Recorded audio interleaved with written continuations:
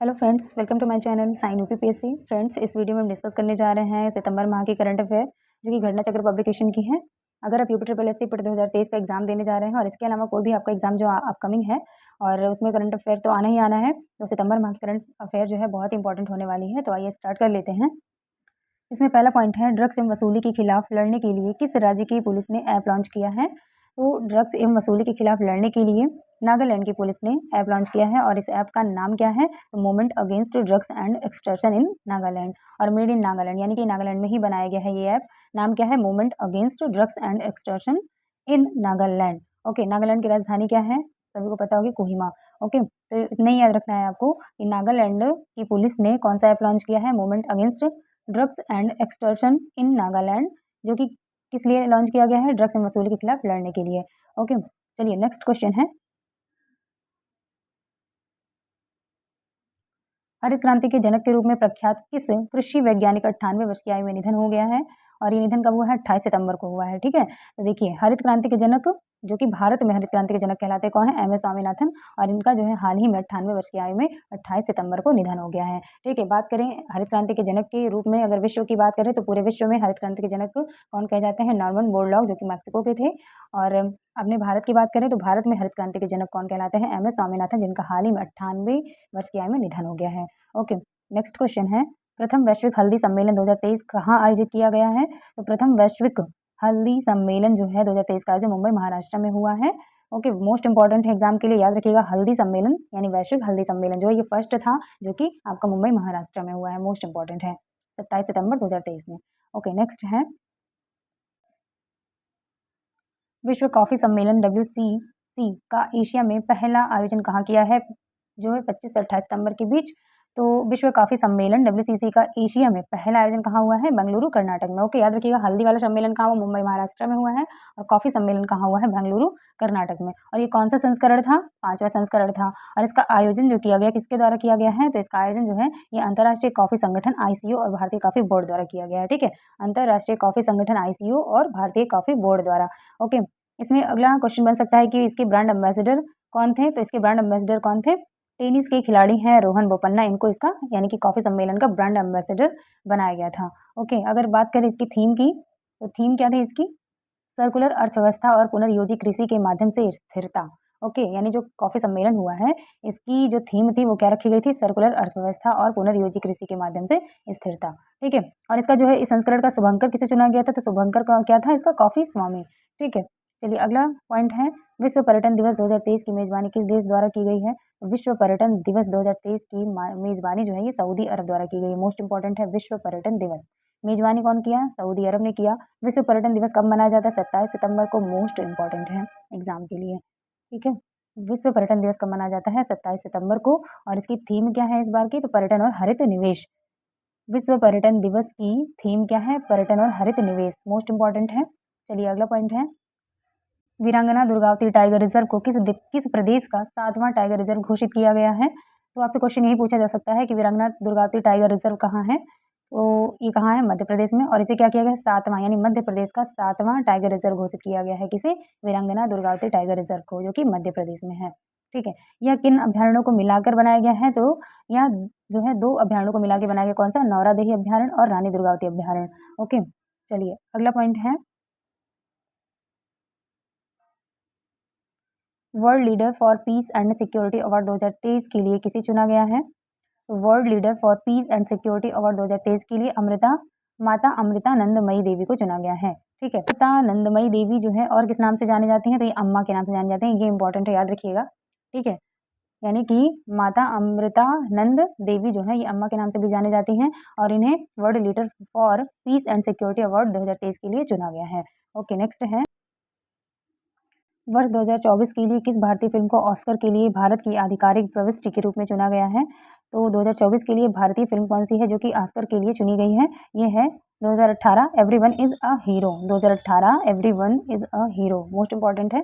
इस फिल्म को किस श्रेणी में चुना गया है, तो सर्वश्रेष्ठ विदेशी भाषा फिल्म के लिए चुना गया है। कौन सी फिल्म को, 2018 एवरीवन इज अ हीरो। ठीक है, इसे ऑस्कर के लिए चुना गया है। ठीक है, चलिए अगला पॉइंट है, और बात करें कि यह किस भाषा की फिल्म है, मलयालम भाषा की फिल्म है, और इसके निर्देशक कौन है, तो जूड एंथनी जोसेफ जो है इसके निर्देशक हैं। ओके, चलिए अगला पॉइंट है, एशियाई विकास बैंक ने किसे बाजार समाधान के उपाध्यक्ष के रूप में नियुक्त किया है? तो एशियाई विकास बैंक यानी एडीबी ने भार्गव दास गुप्ता को बाजार समाधान के उपाध्यक्ष के रूप में नियुक्त किया है और उनका कार्यकाल जो है 3 वर्ष का होगा। ठीक है, चलिए अगला पॉइंट है। वैश्विक नवाचार सूचकांक 2023 किसके द्वारा जारी किया गया? मोस्ट इंपोर्टेंट एग्जाम के लिए विश्व बौद्धिक संपदा संगठन द्वारा जो है वैश्विक नवाचार सूचकांक 2023 जारी किया गया है। ओके, और इस यानी कि वैश्विक नवाचार सूचकांक में कुल कितने देश शामिल हैं? 132 देश शामिल हैं। यह कौन सा संस्करण है? 16वां संस्करण है और इसके शीर्ष 30 और इसकी जो है शीर्ष 3 देश कौन कौन से हैं? तो स्विट्जरलैंड, स्वीडन और यूएसए। यानी कि बात करें वैश्विक नवाचार सूचकांक 2023 में फर्स्ट नंबर पे कौन है? स्विट्जरलैंड है। ठीक है, मोस्ट इंपोर्टेंट आपको इतना ही याद रखना है कि वैश्विक नवाचार सूचकांक में स्विट्जरलैंड पहले स्थान पर है। ओके, और अंतिम स्थान पे कौन है? बात करें तो अंगोला, नाइजर और बुरुंडी, यानी कि सबसे फर्स्ट कौन है? स्विट्जरलैंड है और सबसे अंत में कौन है? अंगोला है। ठीक है, याद रखिएगा, फर्स्ट नंबर पे है आपका स्विट्जरलैंड और लास्ट में है अंगोला। ठीक है, बात कर लें कि वैश्विक नवाचार सूचकांक में भारत का स्थान क्या है? तो भारत का स्थान इसमें क्या है? 40वां है। ठीक है, भारत की रैंक 40वीं है वैश्विक नवाचार इस सूचकांक में। ठीक है, वैश्विक नवाचार सूचकांक में भारत का स्थान क्या है? 40वां। मोस्ट इंपोर्टेंट याद रखिएगा। फर्स्ट नंबर पे कुल टोटल 132 देश शामिल हैं। पहले नंबर पे स्विट्जरलैंड है, ठीक है, और लास्ट में अंगोला है। ठीक, और भारत की रैंक कितनी है? 40 है, ये याद रखना है। ठीक है, चलिए अगला पॉइंट है, वर्ल्ड यूनिवर्सिटी रैंकिंग 2024 किसके द्वारा जारी की गई है? तो वर्ल्ड यूनिवर्सिटी रैंकिंग 2024 जो है ये द टाइम्स हायर एजुकेशन द्वारा जारी की गई है और इस रैंकिंग में जो कितने देश शामिल हैं? 108 देश शामिल हैं और कितने विश्वविद्यालय शामिल है इसमें? तो 1904 विश्वविद्यालय शामिल हैं। प्रथम स्थान पर बात करें तो कौन है? प्रथम स्थान पर जो है ऑक्सफोर्ड यूनिवर्सिटी है, यूनाइटेड किंगडम यानी लंदन की। ओके, चलिए, तो यानी कि वर्ल्ड यूनिवर्सिटी रैंकिंग जो है किसके द्वारा जारी की जाती है? द टाइम्स हायर एजुकेशन द्वारा। टोटल इसमें 108 देश हैं और प्रथम स्थान पे कौन है? ऑक्सफोर्ड विश्वविद्यालय। ठीक है, आइए देख लेते हैं सेकंड स्थान पे कौन है। तो सेकंड स्थान पे कौन है? द्वितीय स्थान पर स्टैनफोर्ड विश्वविद्यालय यूएसए का है और तीसरे स्थान पर Massachusetts institute of technology USA का है। ओके, और बात करें कि इसमें भारत के कुल कितने विश्वविद्यालय शामिल हैं? 91। ओके, और शीर्ष भारतीय विश्वविद्यालय कौन सा है इस रैंकिंग में? भारतीय विज्ञान संस्थान बेंगलुरु यानी आईआईएससी बेंगलुरु। ओके, चलिए अगला पॉइंट है, इंडिया एजिंग रिपोर्ट 2023 किसके द्वारा जारी किया गया है? इंडिया एजिंग रिपोर्ट 2023 यूएनएफपीए द्वारा यानी कि संयुक्त राष्ट्र जनसंख्या कोष और international institute for population sciences IIPS द्वारा जारी किया गया है। ठीक है, और इस रिपोर्ट के अनुसार जो है 2050 तक भारत की बुजुर्ग आबादी जो होगी कुल आबादी का कितने प्रतिशत हो जाएगी? 20.8%। ठीक है, 2050 तक भारत में 20.8% लोगों की आबादी जो होगी वो बुजुर्गों की होगी। ओके, चलिए अगला है,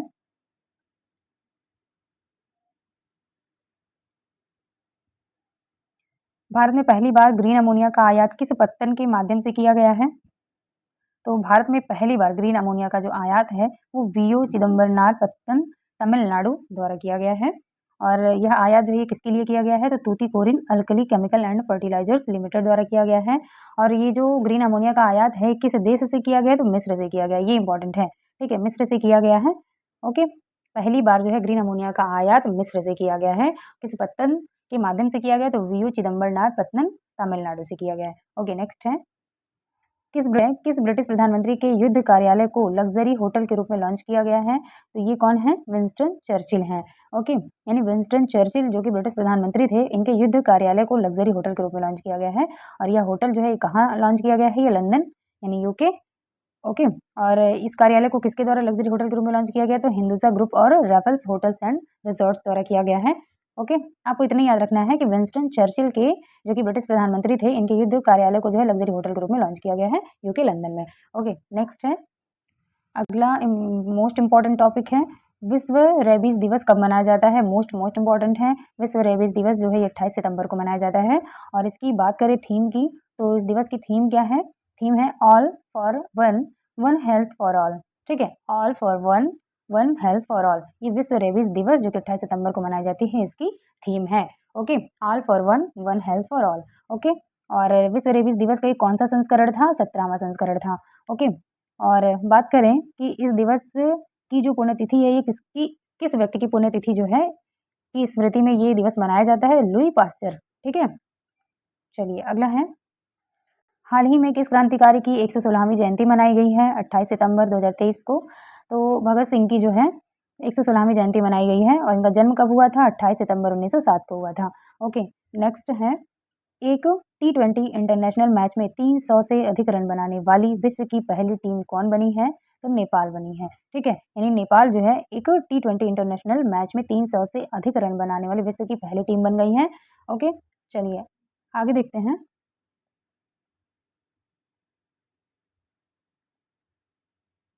बात करें इस टीम ने यानी नेपाल की टीम ने किस टीम के खिलाफ यह उपलब्धि हासिल की है? तो इसने मंगोलिया को हराकर यह उपलब्धि हासिल की है।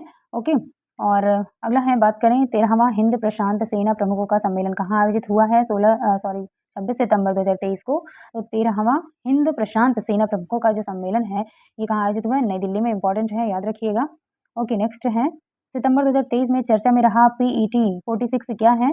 तो पीईटी 46 क्या है? एक एंजाइम है और ये जो एंजाइम है किससे बना होता है? या प्रोटीन का बना होता है, ठीक है? चलिए इसके बारे में कुछ पॉइंट्स हैं जो कि जान लेते हैं, इम्पोर्टेंट हैं।